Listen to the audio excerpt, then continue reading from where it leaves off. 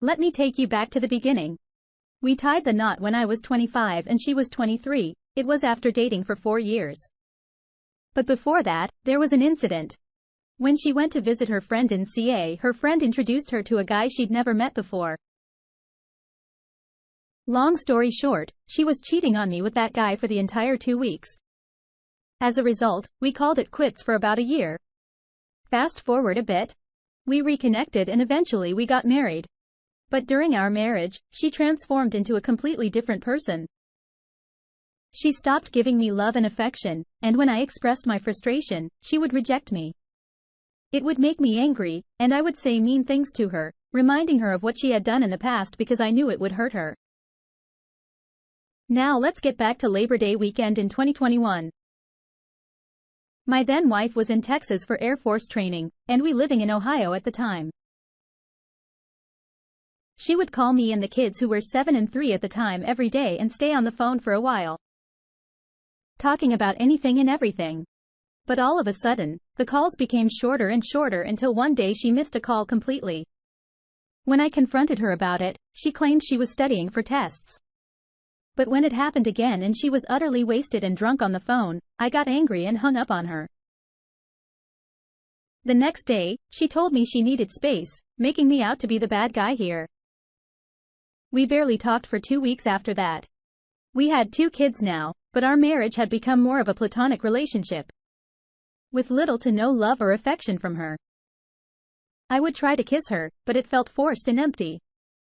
After our second child, we were like roommates sharing a house, and it took a toll on my mental health. I couldn't be the father or husband I wanted to be, so I sought help from a mental health professional. But let's backtrack a bit. When we were dating, she visited a friend in California who had married a Marine and moved there. During her visit, she met up with a guy her friend wanted to set her up with and cheated on me for 2 weeks. We broke up for a year, but then reconnected and got back together.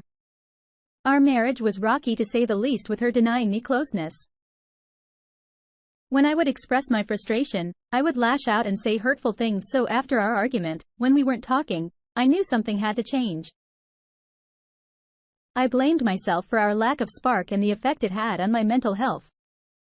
She mentioned wanting to go camping alone, but I saw it as an opportunity to surprise her and try to rekindle our love. I arranged for a babysitter and went to her hotel on base, getting an extra key card from the staff. But when I entered her room, I saw a box of condoms and empty alcohol bottles on the nightstand and counters. And her wedding ring was on the bathroom counter as if it were stored there. I was stunned and devastated, hiding in the closet until she arrived. When she saw me, she said, "You're not supposed to be here," and locked herself in the bathroom. I demanded an explanation, but all she could say was, "I'm sorry," without any remorse or explanation. She even texted a friend to come over as if I was hurting her and left me feeling like I was the one in the wrong. After I discovered my wife's infidelity, I couldn't bear to stay with her any longer. I left her immediately, jumped in a car, and headed straight to the airport to buy the first ticket back home. My heart was shattered, and I could only do the bare minimum for my kids that entire weekend. On Monday, I called her and she asked for divorce. I agreed without discussion, still in disbelief. The only thing I managed to say was that I was taking the kids and moving back home, where I was medically retiring from the military. After we split, I did some digging and I found out that she had spent $1,000 at bars and other places during her training while telling us she was studying. I also discovered that she was cheating on me with a guy who kept texting and calling her during that time. Our divorce was finalized without any fighting, but since then, she has skipped her time with the kids twice to go on mini vacations with her new boyfriend, who lives 7 hours away in DC. Despite our agreement that she could visit the kids anytime she wanted during the week. If she cleared it with me first, she only did that once in 6 months. When she calls the kids, they ask where she is, and she admits she's with her new boyfriend. Last Thursday, she called me and said she missed the kids and me and wanted to get back together. I set a condition that she should go through therapy and marriage counseling. For a moment it seemed like we could work things out, but 2 days later, she told me that she wasn't going to do any of that because she was engaged to the guy who makes her happy. My life was shattered all over again. This past year has been one of constant tears and bedridden days. Without my family, I don't think I could have survived it. I feel worthless and disconnected from everyone I date, plagued by numbness and commitment issues. I can't even find a job, and now I'm tapping into my savings to pay for a house that I bought. I often entertain morbid thoughts of being better off dead, but then I scold myself for it, knowing I have two amazing kids who need me. It feels like nothing goes right, and I fear losing everything, including myself. I've been seeing a therapist, but honestly, I don't know if it's doing anything for me. I'm at a loss, unsure of what to do next. Maybe sharing my story will help me feel some relief. I'm not sure what I'm looking for, but I had to get it out there. And then it happened. In January of this year, my ex reached out to me wanting to patch things up.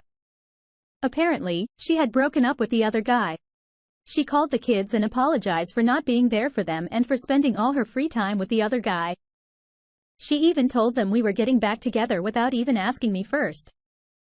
I was hesitant, to say the least, and made it clear to her that she needed to seek therapy and work on herself before we even considered getting back together. But this wasn't the first time she had done this. In fact, it was the third time, and I was wary of giving her another chance. The following weekend that the kids and I were heading to Slick City, and they asked if she could come along. I couldn't remember if she had said she would or not. But on Friday, she called to say she wasn't feeling well and wouldn't be able to make it. We didn't think much of it and went ahead with our plans. But on Saturday, the kids wanted to video chat with her again, and that's when we saw her. All dressed up and walking into a fancy restaurant with the other guy's voice in the background. We were all livid, and my oldest hung up on her without another word. It was a few weeks later when she called crying and begging for my forgiveness. She was asking for me to take her back for the fourth time. Would it be a case of fourth time lucky? She explained how she had broken up with her controlling ex again. Apparently, he had all her passwords, a key to her house, and they even shared bank accounts. She told me how he had left her deep in debt by maxing out her credit card after maxing out two of his own. To make matters worse, he had threatened to fly to her town, and if she wasn't there to pick him up, he would just Uber to her house.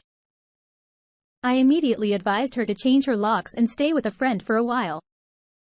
Later, she calls me up and tells me that she has changed the locks and that she's on her way to her parents' house, which coincidentally is only 6 hours away in the same town that I live in.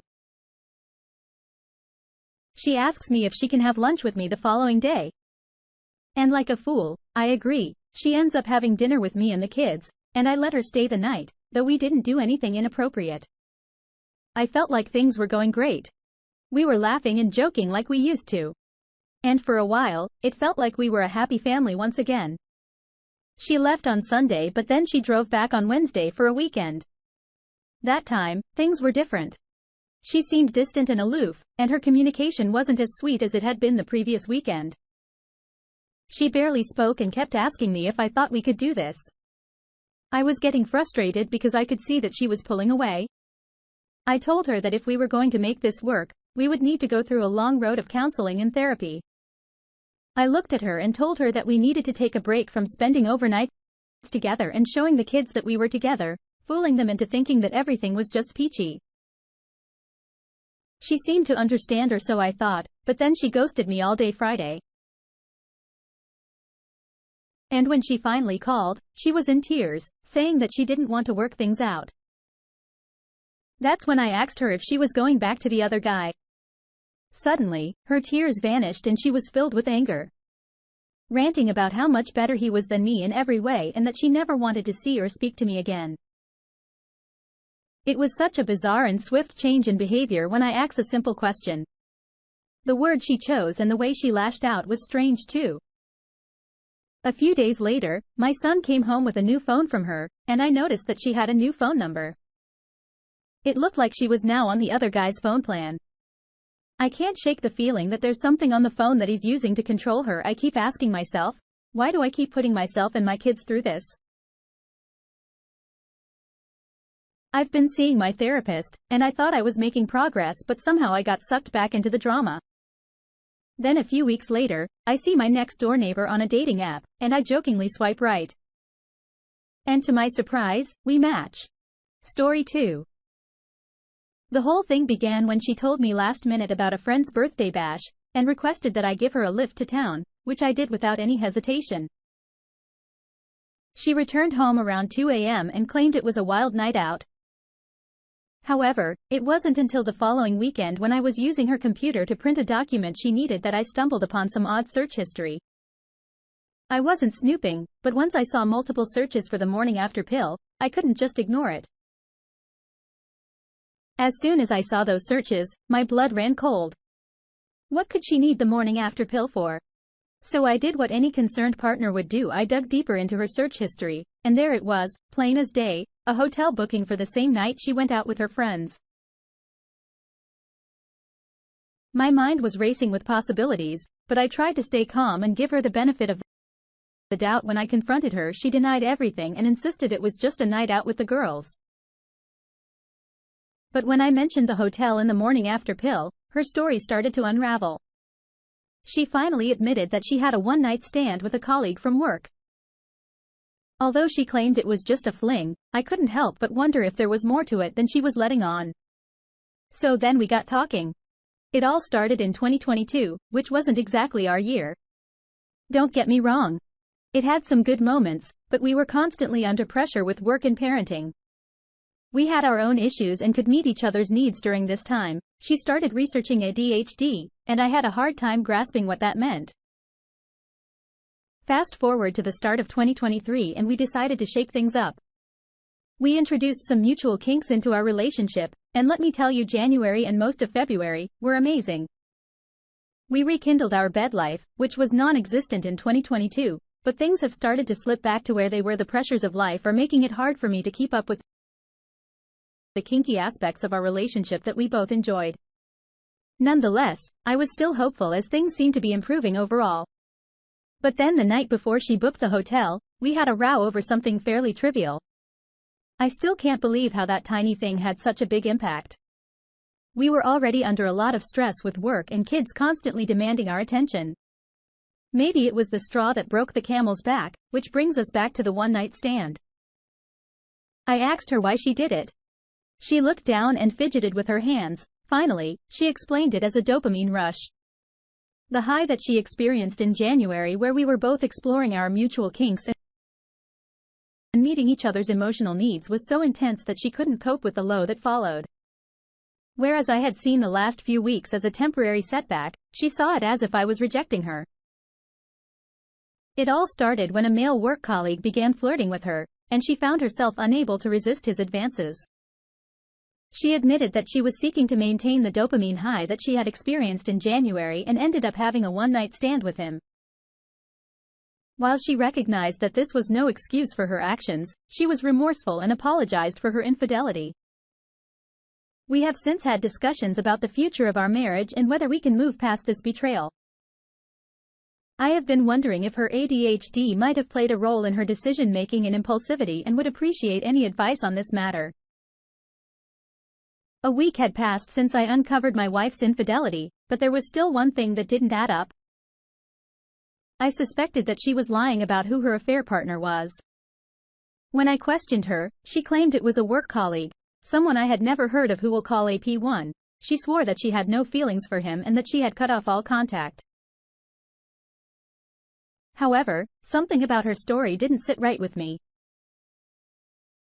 Then she tried to blame me for her actions, saying that I wasn't giving her enough attention. I couldn't deny that there were areas in our relationship where I could have done better. I had always loved her, but I hadn't always prioritized her needs or shown her enough support. While her actions were inexcusable, I could understand her perspective. Still, I couldn't shake the feeling that there was more to the story than she was letting on. As we tried to mend our broken relationship, we both agreed to attend marriage counseling. Though we haven't had our first session yet, we talked about the possibility of a future together. And we're both willing to give it a shot. However, doubts about her affair partner still lingered in my mind. So I decided to dig deeper into her search history, and what I found left me stunned. The pain just keeps on coming. After snooping through W's emails, I discovered that she's bought a car seat. The kicker? She doesn't even drive, so the only reason for it must be that she's planning to move in with AP and the car seat is for his car. She keeps insisting that she wants to live alone, but actions speak louder than words. I know I need to stop obsessing over her whereabouts and focus on moving forward. We've agreed to split childcare 50.50. But the thought of our daughter spending half the week with AP makes my skin crawl. It's a tough pill to swallow, but I need to accept that my ex-wife has moved on and is creating a new life for herself. The situation is clear to me now. A divorce is inevitable, but I have to make sure that it's an amicable one. In the UK, there is an option for a joint application for divorce. If both parties agree on the division of assets and childcare arrangements. This is what we've agreed on. So it's in my best financial interest to follow through with this. If we were to go to court and contest the divorce, my wife would likely get more money, and I can't prove that living with her and AP would harm our daughter, so I don't think I could win full custody. It's a bitter pill to swallow, but I have to focus on what's best for our daughter and move on with my life. A few days before her visit, I spilled the beans about the affair to my wife's parents. Seems like they're giving her a tough time about it. In response, my wife sent me a message that I had no right to turn her support network against her. I couldn't resist making a snide remark, saying that at least she still has AP to turn to. She retorted saying that I shouldn't assume that and repeated that she has no one looking out for her. Her comments are very odd. It seems like her relationship with AP may already be on the rocks. And despite all this, my wife is still insisting that she's moving into her own flat and that her relationship with AP isn't anything serious. I had my suspicions about my wife's claim that she was moving into a flat on her own. My doubts weren't just rooted in the fact that she was involved with a 23-year-old AP who was also homeless after his own girlfriend threw him out due to their affair. I also knew that financially, she couldn't afford an apartment by herself. Despite her assurances that she'd keep me informed of any decisions affecting our daughter's care. My faith in her honesty was dwindling. And then just a few days later, I stumbled upon a shocking discovery. My wife's lover was giving my daughter and her a lift to the nursery.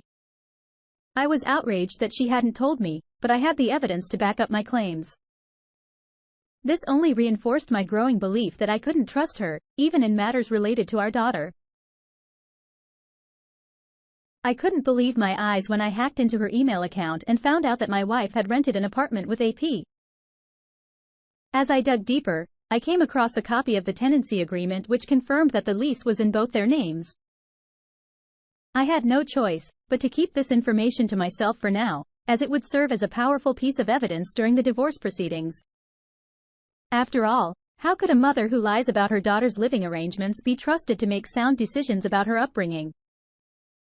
My wife is still spinning her lies, claiming that the apartment she rented is solely for her. She reluctantly acknowledges that AP may be around when our daughter is not, but only at her discretion. What a crock.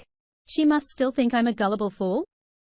It's interesting to note that she's turned down offers of assistance from both me and her own family when it comes to moving her belongings. I wonder why. How long does she reckon she can keep the truth hidden that AP will be sharing a roof with our daughter for half of the week? Today's the day she moves out, and I can't help but feel a mix of emotions.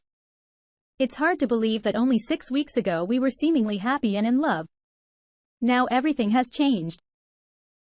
I'm looking forward to having my home back to myself, but I know that the first few days will be difficult without her and our daughter around. At the same time, I can't shake off the dread of what's to come. My wife's decisions have made the custody battle inevitable, even though it's not what's best for anyone involved. It's going to be a long and messy road ahead. The biggest mistake I made was tying the knot with her. At the start of our relationship, she left her fiancé for me and moved in with me within a month of our first night together. I'll admit it, I was the other man. I know it makes me look bad, but she made me believe her ex was awful and bombarded me with love and attention. Maybe I was just naive or thought it was real love. Now I've come to the realization that I deserve better than a woman who can't be faithful, even if it means being single. Looking back, I see all the errors I made. I never should have married a known cheater. I should have never trusted that she wouldn't cheat again. And when she did, I should have had the self-respect to walk away from the mess.